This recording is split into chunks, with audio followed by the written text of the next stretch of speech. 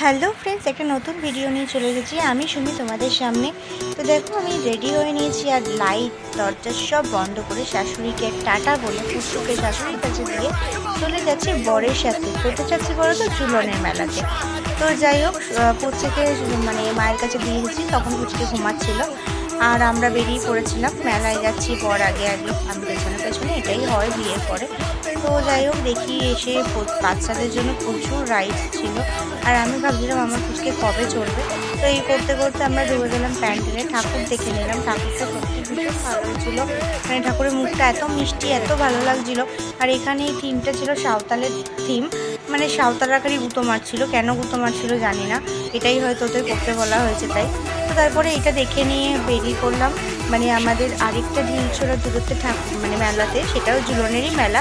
তো সেখানে গিয়ে দেখি প্রচুর খেলনা, খাবারের দোকান। মানে দেখেই আমি বলছি কখন খাবো, কখন কিনবো। আর আমার পুচকুদের জন্য যখন দেখলাম যে মানে অনেক খেলনা রয়েছে, তখন বলছিল আমার ছেলের জন্য কবে কি খেলনা কিনবো। তো যাই হোক, আমার ছেলে এখন অনেকই ছোটো, খেলনা বলতে ঝুনঝুনি ছাড়া সেভাবে কিছুই বোঝে না।